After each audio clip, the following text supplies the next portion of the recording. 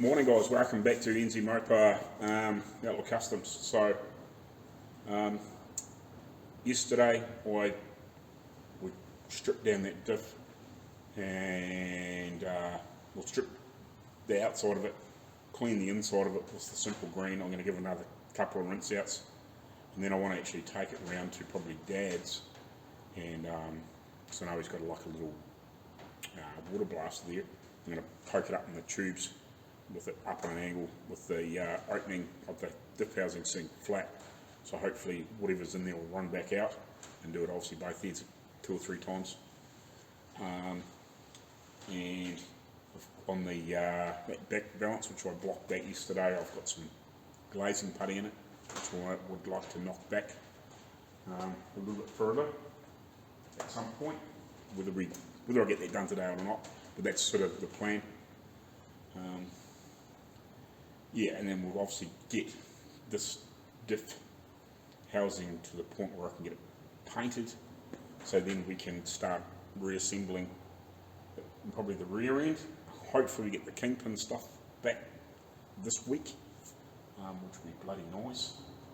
I've actually got a set of axles in that tub soaking in the simple green.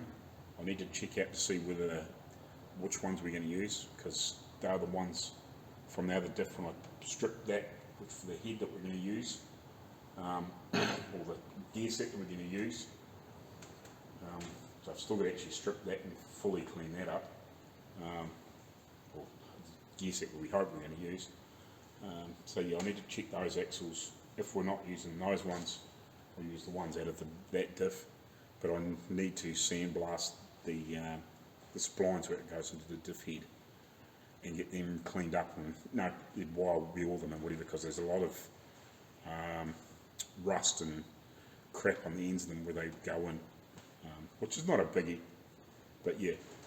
And also, if I have my press here, which we ordered and we haven't, I don't know whether it's ready to be picked up or not, but need to get some bearings off so we can get some new bearings for the stuff. I was just actually looking at this, which is going to be fun to try and get the shell out of, because there's no gap in here to punch through to push that shell out, which is going to be entertaining. Be easy enough to get it in there, but it's to get it out is going to be the fun piece. So I'm just not quite sure how I'm going to attack that, because you're going to have to try and get in on a really stupid angle, which is not ideal.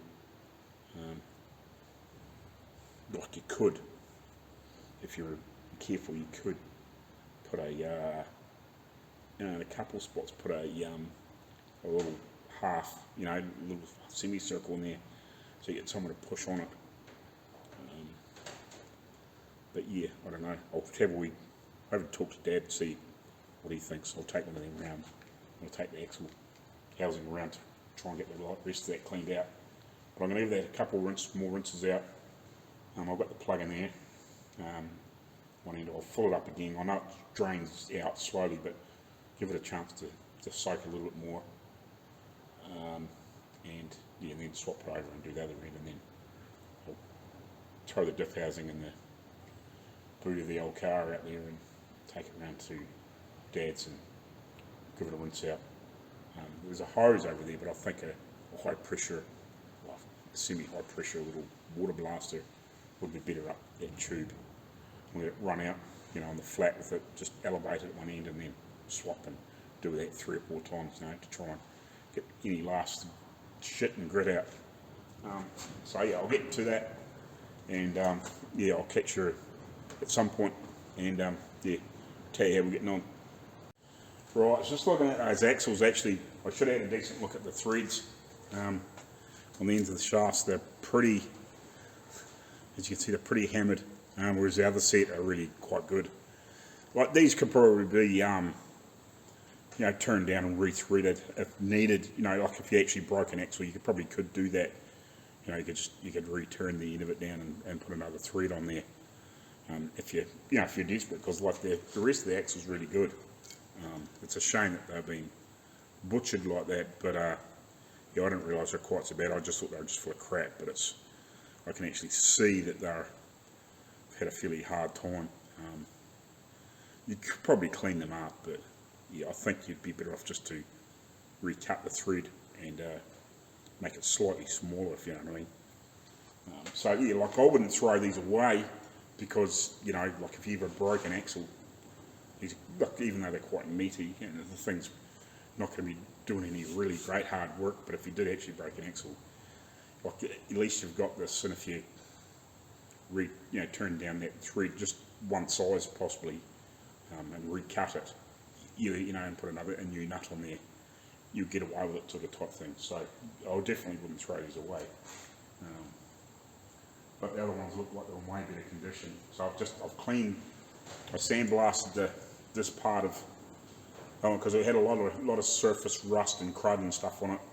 So I sandblasted it and I just wire wheeled it and wire wheeled into here to try and clean it up. So now I've just got it soaking in the simple green, just to try and clean up any other sludge and gunge on it, and that should be pretty good.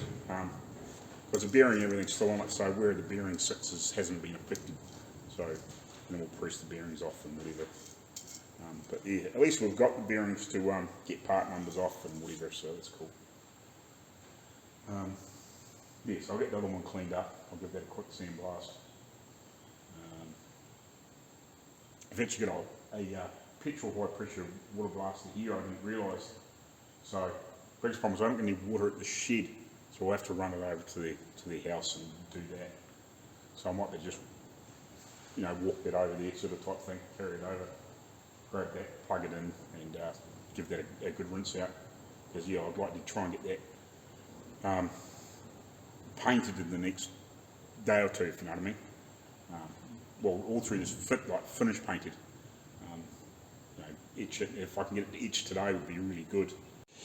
Actually, what I've decided, when I actually paint this housing, I'll throw the old axles in, and these other set of bearing retainer nuts that go on the end axle, I'll just wind them in there, and then I don't have to worry about masking anything, because that'll just, because it doesn't matter if I get paint in the end of these can be cleaned up if they're ever needed. And obviously get the threads recut in the ends if they needed, and these can be cleaned up at some point too if they were ever needed. But it will just save me having to, clean these up or paint these up or whatever.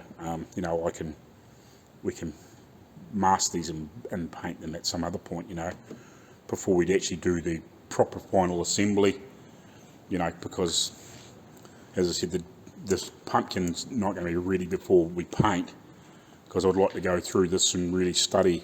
I've actually got some PDF, or basically some scans in a PDF of some of the workshop manuals, which I actually need to sit down and actually go through. What I'd actually like to do is print them out onto some decent sized paper. There's about 60 or 70 pages of sort of the more mechanical stuff. Like the diff and the suspension and steering and bits and pieces like that, like a lot of info there. There's other stuff there as well, but I actually need to sit down and go through and read it, and just work a few things out. But when we go through to reassemble this, so we're still going to have to undo these nuts and pull the axles out anyway. But if we can have the majority of that, we can have it sort of assembled, and it's not hard to slip that in after the fact, when it's all set up properly, and that diff housing doesn't have to come back out of the car. It's not hard to undo those nuts, pull an axle and throw it back in. It's not a biggie, we can just jack the car up and do it and whatever, and it's no huge drama. Everything's clean, everything's going to be easy to assemble, so it's cool. So I can throw those in the meantime to paint it. When we bolt it back in the car, I can put the proper axles and those caps in the meantime without the new bearings, and then when we go to do the final assembly, then we can fit all the new clean stuff and whatever. But as long as I put the diff cover on that, actually what I should do is find the other one and put it on the other side, if that will work, if there is another one. Either that, I'll just tape the other side up and leave it taped up. And then when we go to assemble, we can just pull that tape off and put the pumpkin in, you know, sort of type thing, and put all new cool gaskets in and all that sort of crap. And yeah, then we know it's right for the full final assemble, you know, because the wheels are still going to be come off and painted and all that sort of crap, you know, a lot of work. But at least we can get them back on its wheels to get this body on, so we can get that finished. That's the big priority, and then we can, you know, then we can do all the final bits and pieces afterwards. You know, it's not hard to jack up all the wheels off, clean them up, whatever. Work out exactly what we're doing, because I think they're going to get new. We're talking about putting new rims with the tyres on, and we'll do these wheels up. They actually look fairly solid, even though they're a bit open and cracked. I've seen worse cleaned up and painted and whatever, and you know, still been running around 20 years later. And they look fairly solid. They don't look like they're, you know, got any huge issues or problems. They're a bit dry, but we'll have a really good look and study. But yeah, they should be okay. I assume I can can unbolt the drum or take the nuts off, get the drum out of the road. You know, and clean these up, paint them up, whatever. Have a really good inspection, make sure there is no issues, just in case we do have to get some spokes remade. You know, obviously front and back and whatever. These are the back ones, but yeah. But we can go from there, you know. And it's, you know, we can have the car almost fully assembled and still be. We can pull these off and clean them all up and then put them on, and you know, have the back brakes ready to go on and all that sort of stuff. And yeah, that's cool. Right, we'll carry on. I've been looking at this crown wheel because we didn't think it looked too bad. Like at first glance, it actually looks quite good. But I noticed, where is it?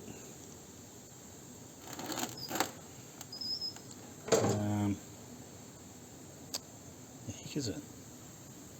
Well, first thing I noticed is here. It's got a chip there and a chip there. And I was like looking a bit hard. I was like, oh, okay, right. And I was looking in here. That might be quite so good. This crown was no good at all. Obviously where the rust has been sitting in there, she's been eating into it. I actually thought it might have been just chipped for a start off, but I think that's actually, rust is eaten away at this one spot, which is actually an absolute dog, because the rest of it's, okay, it's got a little bit of rust on here, but yeah, because I've had this soaking for a few days, and that's sort of come up fairly clean now, but yeah, that could be a problem. Damn it. Well, it looks like we might have to get a crown wheel made. And probably a, well, I don't know. I better have a decent look at this pinion. Well, that was fun. Carrying all the way over here.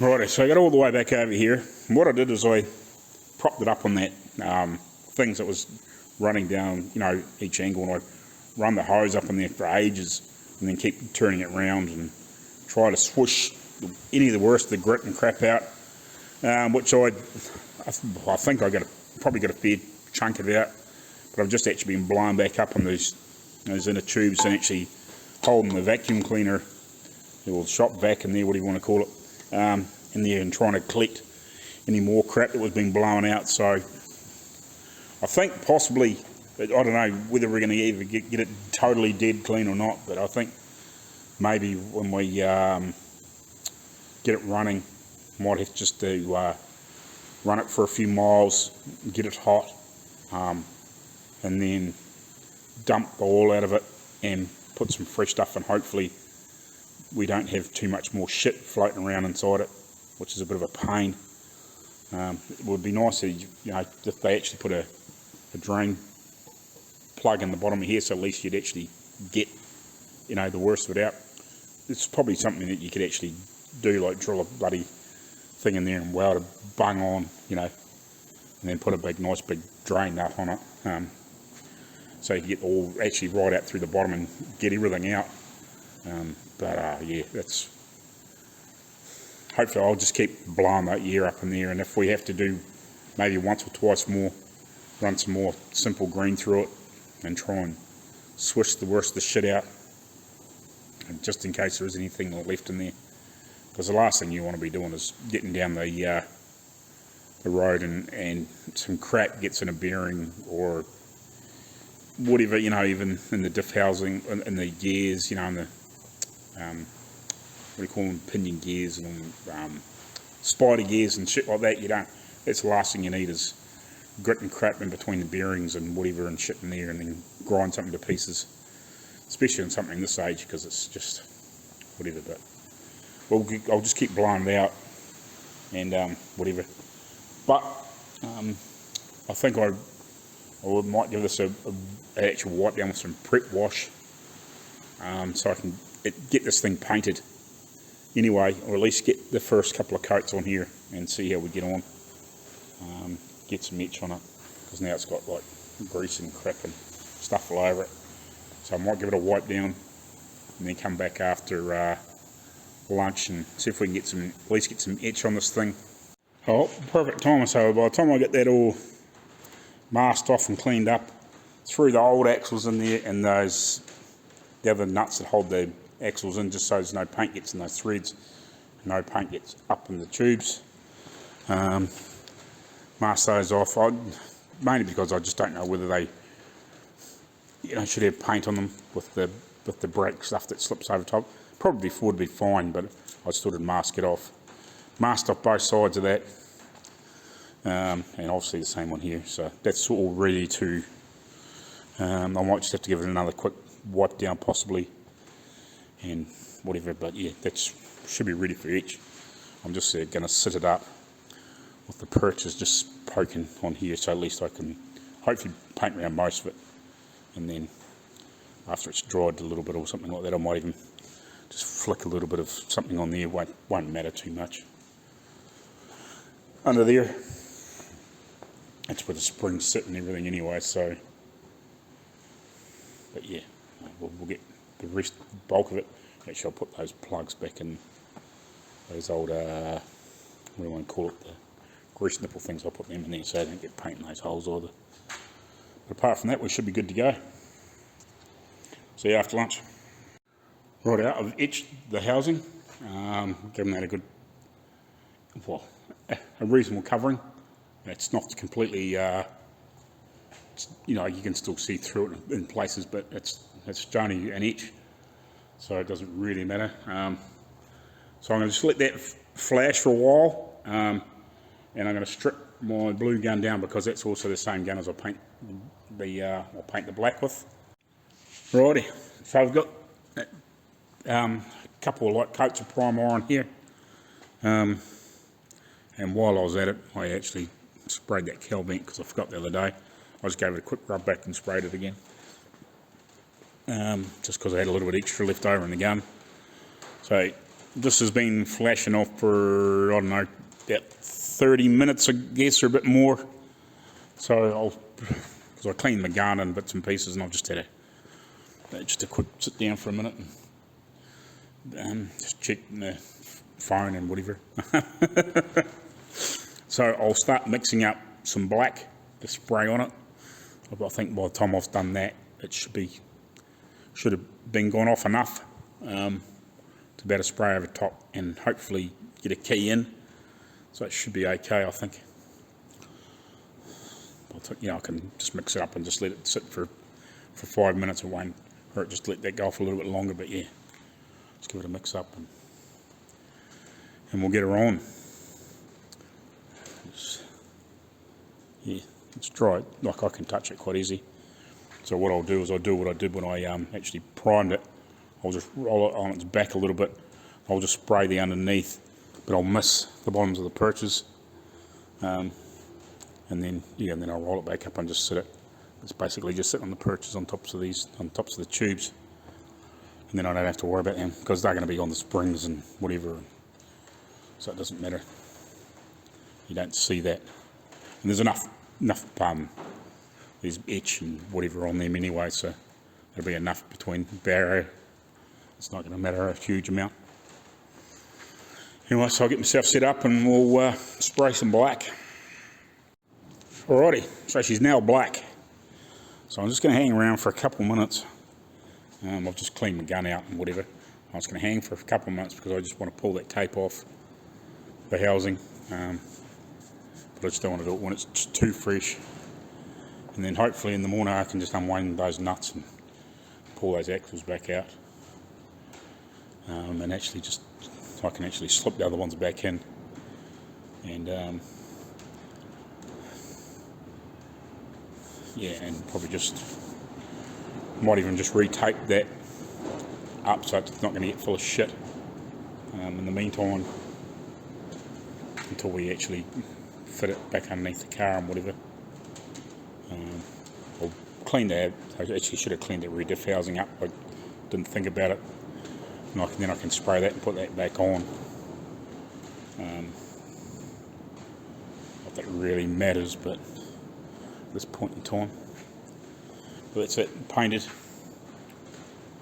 So yeah, it was a bit of a pain in the butt because I tried to light, once it sort of dried, I tried to lean it on its sort of side a little bit to flick underneath where it wasn't so easy to get to, and then sort of stand it up, which was a bit of an awkward. 2 people would have been really handy, because like it was easy enough to handle here. I've got a bit of tape on it in the axle just to turn it, but it's a bit awkward when you're trying to do it by yourself. But it's painted now, so that's cool. It's got a couple of 3 nice sort of reasonable coats on there, nothing crazy. I didn't pour it on real thick or anything, just blew the first one on there so it was black, but you could still sort of through it in places, and then just gave it another couple of light ones. Look, I didn't really even mix up a lot of paint. I think, yeah, it might have been a couple of 100 mils tops all together, if that. So yeah, so it's painted, so it's cool. So I'll just let it flash for a wee bit. Yeah, it's still a bit sticky. Well, actually, what I might do is I might shoot away and then come back down in a couple of hours and pull the tape off and just give it enough time to harden up. Probably won't even matter if I do it shortly, just put my hand in there and just pull it off, just so it doesn't cure on and be a pain. And I'm not too worried about pulling the axles out right out at the moment. I'll wind out in the morning. It's actually had a decent amount of time to harden up. Anyway, I'll catch you later on. Cheers. Okay, I done it. So anyway, yeah, I just poked my fingers through it and pulled it off. Anyway, we'll catch you later on. Cheers. Right, morning guys. So back down here for the second part of this video. With crap again. Anyway, the diff looks good. I was actually just comparing the finish, because this is meant to be the same paint and gloss and whatever else of what this frame was painted in, but this is nowhere near as, I've just given this a wipe down just in one spot. This is really quite flat. It's got like a real low sheen, whereas when I sprayed this last night, this is nowhere near as flat as what that is. I've actually got quite almost a it's not glossy, but it's not flat like that either. Maybe it might flatten off a little bit more, but I would imagine that's pretty much how it's going to be, which is kind of annoying. Mind you, to be honest, I'd actually prefer it to look like this than that. Mind you, they're all dirty, so you can't really tell with them anymore. But yeah, so I've got this all painted anyway. So what I'm going to do is I'm going to do the nuts, flick the other axles in here, and the other nuts in the meantime anyway, and just sit the wheels back on, and then roll this underneath, and then start sorting out these rear springs. getting them back on. I might have to just, I'm not quite sure what I'm going to do here, because I've still got lots of other little pieces to paint, but these spring hangers and stuff like that, I might just, I'm not quite sure whether I'm,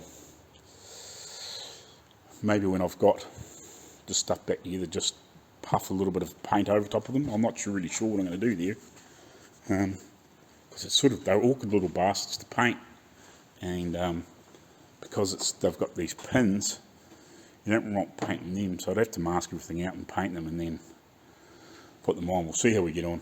I might even just even brush paint them, to be honest. I've done it before, you know, with bits and pieces, you know, just put that on and then just, you know, just put a little bit of, brush paint a little bit of edge on them, then brush paint some colour on them, just mix it up. Or actually, no, just paint it just straight out of the can, it'll still dry. So yeah, or I could just mix up a little bit and just put a little bit of hardener in it and then just brush it on, which is a possibility. So yeah, I'll get the axle swapped out and these end bits swapped out, and then throw the wheels back on it and then wheel it underneath here. I'm trying to remember which way round it goes. I'll have to look at my photos and just see. I think that goes towards the front. Yeah, that goes towards the front. So yeah, and then I can slot that underneath and then sort out the leaf springs and stuff. I'll have to shift the axle stands, but that's no biggie. I'll move that crap off and at least get this diff underneath. And then hopefully, what's today? Wednesday. Hopefully by the end of tomorrow I should have the kingpin stuff back, so I should be able to assemble the front end Friday, and then hopefully maybe Saturday we can slip the body back on. But I actually might, this is black plastic, which is a bit of a pain in the ass because you can't see through it. So I might actually use that clear plastic and put over top of this frame, just so then you can actually see to line it up, and then just poke the bolts down through here, but leave the plastic on the frame, and obviously hanging over as much as possible to try and keep any primer and everything off. The dust will wash off, you know, eventually when we wash the thing down and get it nice and clean when we're finished. But it's to keep the overspray off everything. But yeah, the clear plastic will be better because then you'll actually be able to see what's going on through it, if you know what I mean. Obviously, until we get too much product on it, you can't see it through, but just to assemble it, I think it'll be damn sight easier with clear plastic on there than black plastic. So we'll swap that over. I'll just use that stuff over there on the floor, you know, give it a blow down, whatever, and just throw it down on here. I think that'll be a better situation, I think. It'll be just damn sight easier to see what we're doing. Make sure we get the holes lined up, because when that's over there and you've got the body on there, you're never going to see that friggin' hole. So, yeah, I'll get on with it. I'll stop waffling. Right, so the first thing I've done, this is the one that never had that little snap ring in there. Well, it had been misplaced, obviously, when it was originally pulled apart. Well, not snap ring, just like a circlip sort of type thing. So I actually pinched one out of that other diff, out of those other things, because this one was missing.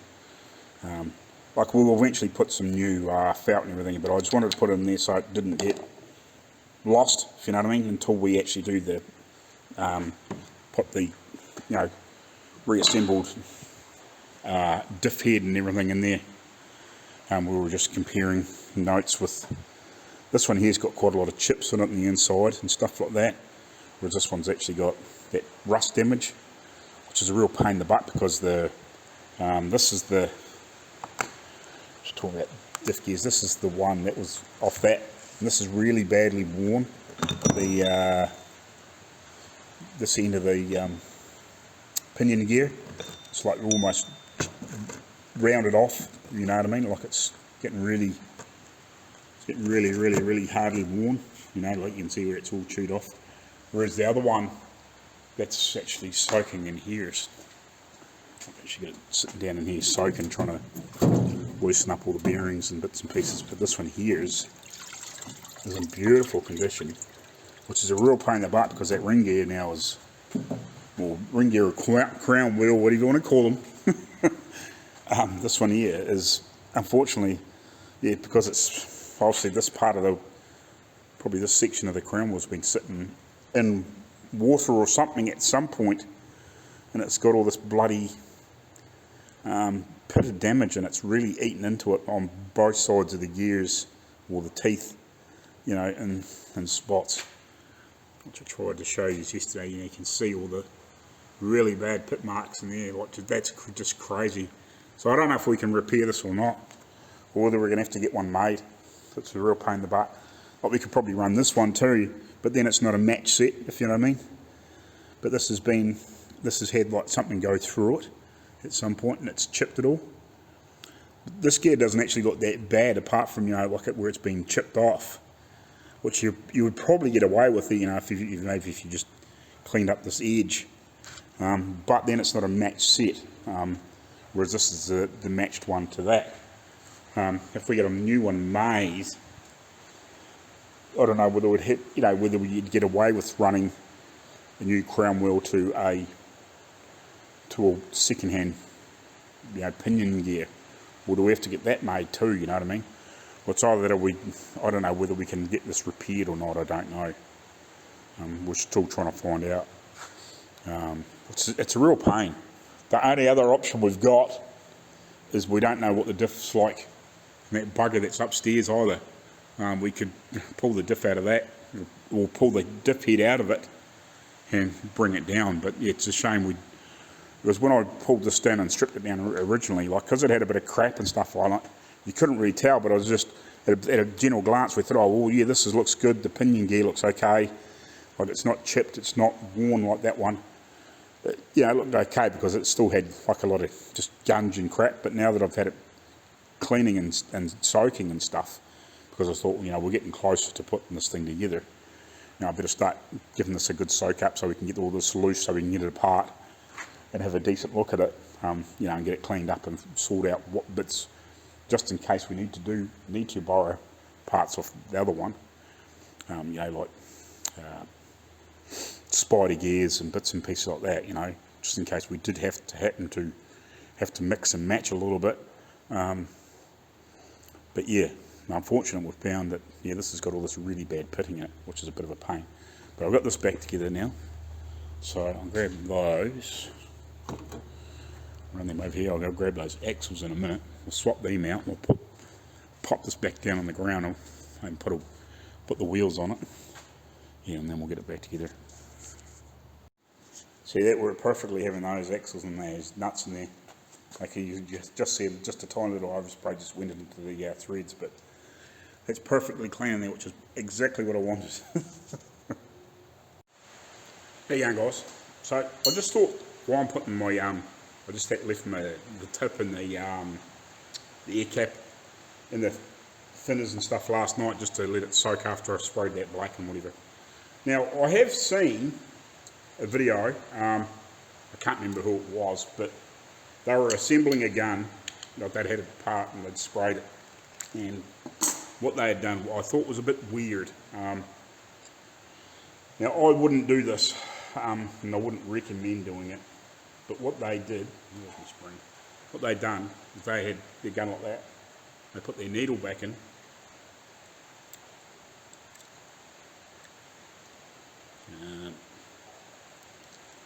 so they put their needle back in like that, had it sticking out there like that, put the spring on. I can understand kind of why they do it, because sometimes that spring can hold a lot of tension on to get this started again, and then they had wound this in, which is really, to me, is a little odd, because, and they sort of mentioned it, but it was like, okay, if you've got this adjusted for some reason, say you're a newbie and you hadn't done a lot of painting before, and this was your first spray gun, and you'd done it, you know, you just taken it out of the box, maybe watched a couple of videos to learn how to set it up. Okay, you You knew you had to take your gun apart and put it back together. So if somebody had seen this video and they'd thrown it back together, okay, put that needle in there, put that in, and for some reason they'd wound this right in, right? And then they go to try to put the air cap on, they're never going to get that back on. Or if they did, they might damage the end of the air cap, or not the air cap, the tip and the needle, because they've had this wound way in, and all of a sudden they're trying to screw this in on top of it to lock it down, and it's pushing against there and mushrooming that or spreading that or whatever and doing damage. So I wouldn't suggest putting your needle and your spring and that back in first. I would always put your tip on first. I wouldn't worry about your air cap, just put the tip in first, lock it in, and then put your needle and your spring in. I just put that in that way just to obviously explain why I wouldn't do it. Because yeah, if you had that wound, right in, so you couldn't even barely move the trigger, and then you're trying to wind that in, yeah, you can end up damaging the end of the tip, where your fluid comes out. So yeah, don't do that. I just thought it was weird because I've never ever seen anybody do that.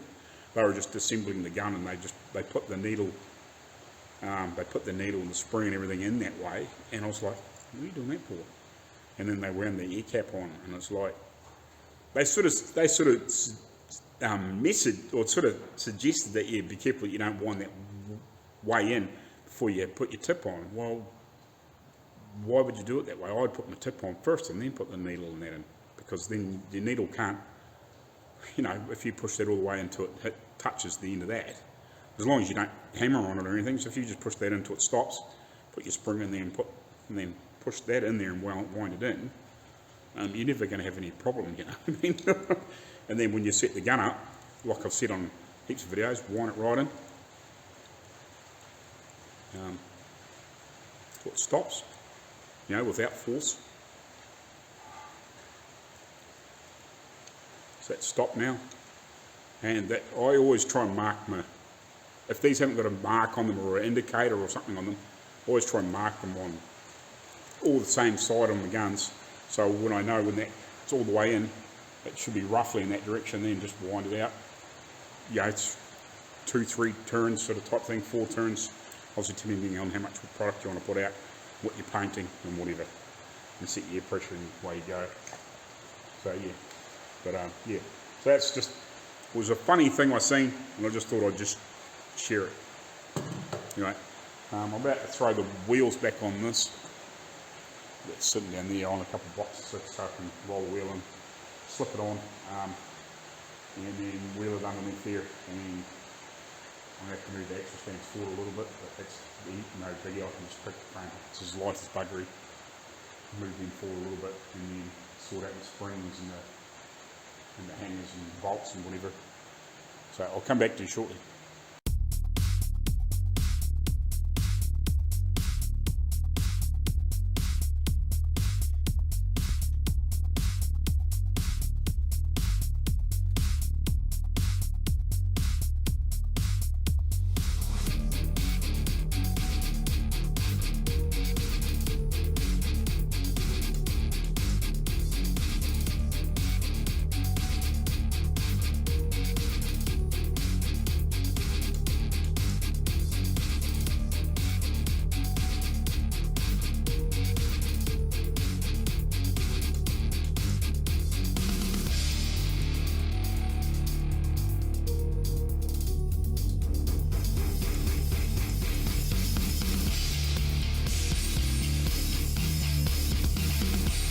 Righty, so I got a bit of, couple of cans of brake clean. I've also got, when I just pop those pins together, a bit of copper coat anti-seize, just when I initially put them together, and I'll put a little bit in around here, and then when I've actually got it assembled, I'll skirt all this back off with brake clean, just to get rid of the copper coat when I, because I'll get a brush and I'll brush paint all this stuff. You'll be surprised what it looks like in the edge. Like you'll think, oh, you brush paint with you, but yeah, you just about won't be able to tell. I did it all, if you actually go back through videos, when Dad and I were doing those tractors, there was lots of little pieces we just brush painted because it was a damn sight easier, if you know what I mean. So I've already rinsed these out in that simple green, but I just want to give these a clean out because these where the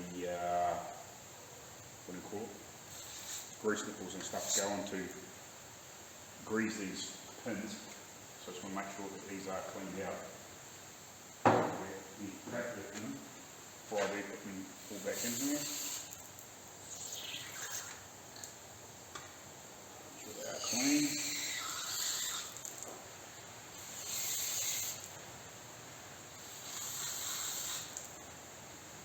Here we go.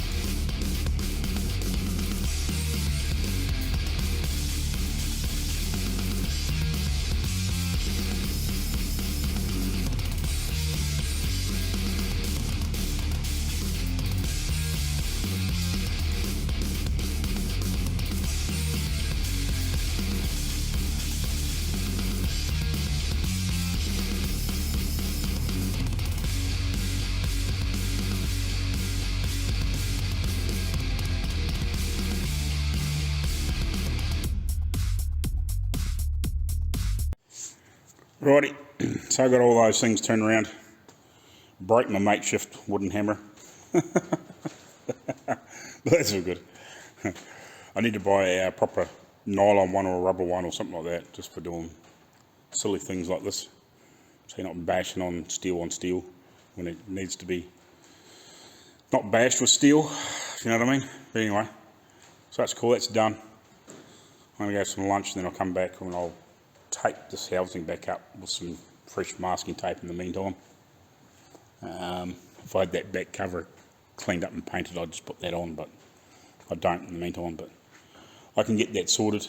Yeah, it's cool. And if you're wondering why the axles are all sitting queer, it's because obviously when the diff center's in and the axles are set at a load, then you can actually set the bearings at a load, and yeah, nothing moves because at the moment they all flop around. But anyway, it's kind of weird, you don't realise. It's just obviously how they work. But anyway, we'll catch you later on. Well, I decided to try and get this pinion out of this pinion carrier. Yeah, having to cut the bearing or mount the bearing away so I can try and get it out. Because this one's just frozen on that shaft. So at least if I can actually get rid of the bearing and get that to drop out, I can have another go at the actual inner piece. I'm not worried about the carrier either. All I want is a pinion shaft. I've got another carrier, so I don't want to destroy it if I can get away with it. But you know, at least I've got another carrier if I need it. I just want that pinion shaft in the gear, you know, in case we need it or can use it with that other gear set if we can get something sorted. But I just want to try and get it out, so at least it's another piece down the puzzle, if you know what I mean. I couldn't be bothered sanding or anything, so I thought I'd have a go at see if we can get this pinion apart, because I knew it was pretty frozen. It was really locked up. I managed to get the bearings to run free, but I thought with the bearings running free, you know, I might have been able to put a little bit of heat in that centerpiece and try and get it to pop off, but I've ended up having to just melt it out of there. So I've only got a few rollers left in there, so what I'm going to do, I'm going to pick it up, try and turn it over, and just even rest that outer casing on here and just see if I can knock the pinion back with a block of wood, you know, and a hammer on the other end of it, just see if I can break this shit loose to get it out.